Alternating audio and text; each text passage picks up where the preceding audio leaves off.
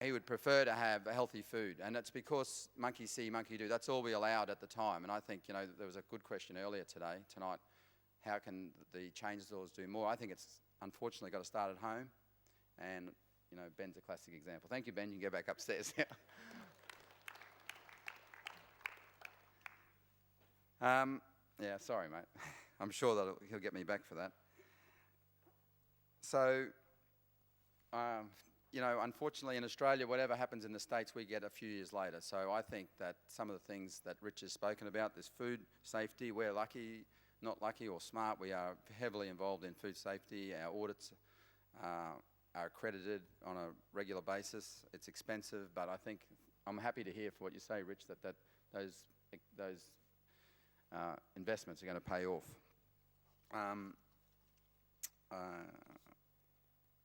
The clients in food service, so whilst it's true that some of the smaller clients are more expensive to supply, and you know, in food service you've got to be careful of a process called the tail wagging the dog. So you don't want the clients to dictate how you run your business, but you've got to sort of prove to them that you can be more economical for them if you don't do 3 deliveries a day, if you don't do Saturday and Sunday deliveries at a whim.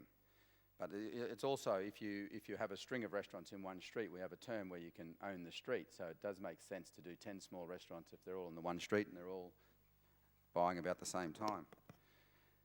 Okay, so that's in my company. I lead the HR, sales and finance. So my brother Damien, who owns the other half of the company, we've been together and owned the business for 35 years. He's more in the procurement and operations. So my knowledge of that side of it is limited. This is the area that I know most about. So being a food service speaker, you probably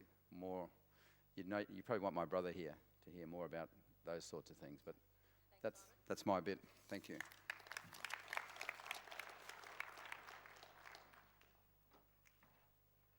Now, there are a couple of mics in front of you guys, and I'm going to start the question time. And it's actually a question to Rich, but I think, Simon, you might be able to add to this as well.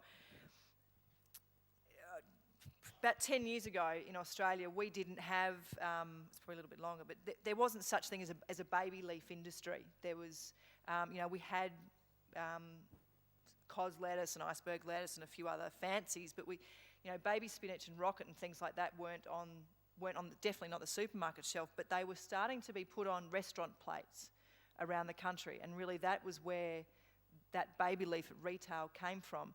Rich, can you talk a bit about how your business works with menu development, recipe development at food service, and how that is actually driving innovation within your business and the sector? Thought you were going to give me an easy question. Yeah. It comes from 2 directions.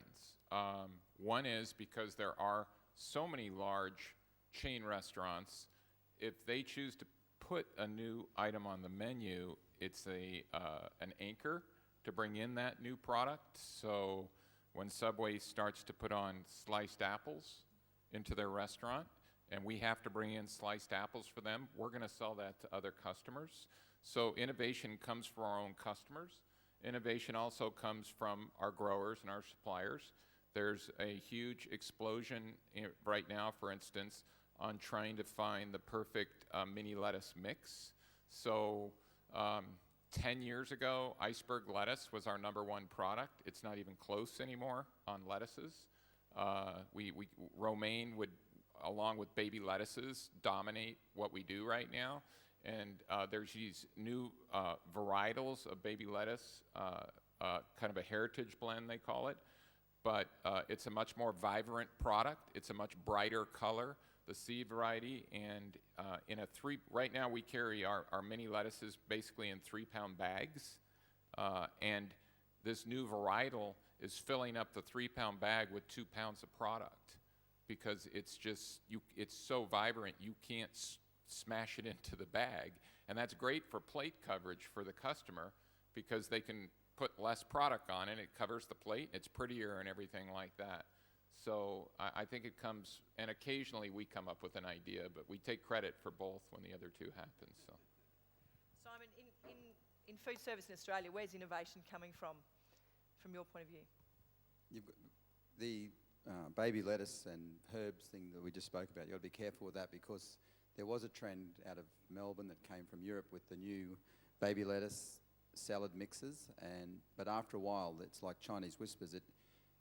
What it started to look like and what it ended up look like, you would end up with I don't know if anyone's had it, but a plate of grass clippings. So you were promised some baby lettuce or a mixed salad mix, but because of the way it had transpired through the months or the years, you'd end up with a plate of food, that was all roots with no leaf. So innovation, sometimes what's old is still the best thing. Like I think we want to very soon introduce a lettuce mix that goes back to the old days with 3 or 4 different coloured lettuce, but 99% of it is edible. Yeah. Uncanny. So we very shortly will have our own Simon George mix that in the restaurants and hotels around Brisbane. Excellent. I know a good supplier if you need any. Yeah, we will. Yeah. Rich, have you got any burning questions for Simon as a result of our visit to his business on Monday? Or Simon, have you got any for Rich? Well, I mean, what strikes me about Simon's business that I was envious of is the wagging tail dog theory and how great a job that you've done in managing your business and growing it at such a controlled level. But I think you and I had a little discussion about it earlier. You have new generations coming in. It's natural to want to sell more. You're in sales. So, what 2 or 3 things do you think needs to happen or is going to happen in the industry and your business that you're going to have to do different than what you do today if you want to grow your business to a new level? I think definitely youth. We need to encourage young people to come into our industry, which has not been the case in the past because they shy away from it. The early starts or the knowledge. They don't have the knowledge of fruit and vegetables, so they worry that they never will. So I think more of us need to put some effort into training our youth. I think that the key performance indicators I spoke about are important. Ethos, annual leave. If our industry starts concentrating on that, just because we're a blue collar industry mainly, and we're perceived to be blue collar, but we could actually be leaders in all industries by having best practice. So I think, and I'm a big believer in that. I'm very proud of our industry, and I'm always pushing to take us. I don't want to be the Sheraton's best fruit and veggie supplier. I want to be their best supplier. And I think that's what, in our industry, that's what we need to concentrate on and keep pushing those key performance indicators. Thank you. Any questions for the food service guys up here? Oh, okay. Let me get a... Can I steal a mic? Thanks, Michael. Could you, when you ask a question, could you say your name and introduce where you're from? Nick Savdos from Fruiterara, an SA potato company. Rich, just looking at I'll make a bit of a statement. Your organisation's, to me, the way I look at it, more of a wholesaler and logistic group that's just vertically integrated. Would that be fair to say? And also, in terms of your business, what's the main criteria? Is it quality number one or appearance? When you're choosing your supplies. I think that as far as your first question goes, there's different segments of our company that are focused more on logistics. The captured distribution piece, you would be astonished at the level of measurements they use as far as errors per 10,000 cases shipped and things like that. If you go down to our produce specialty companies, they're not a whole lot different than what I saw in the wholesale market yesterday. They're still buying and selling every day.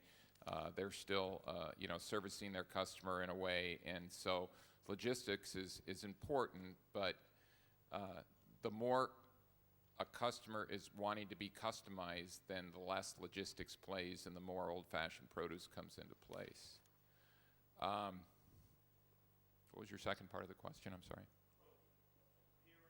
Oh, well, you know, Simon, I loved spending time with him the other day. It's really, really true. I think you said something like you don't eat the box, right? Is that your term? So you can make product look as pretty as you want. I think appearance is important, but almost in the food service business anymore, the way I see it, it's a ticket of entry, and then there's a judgment.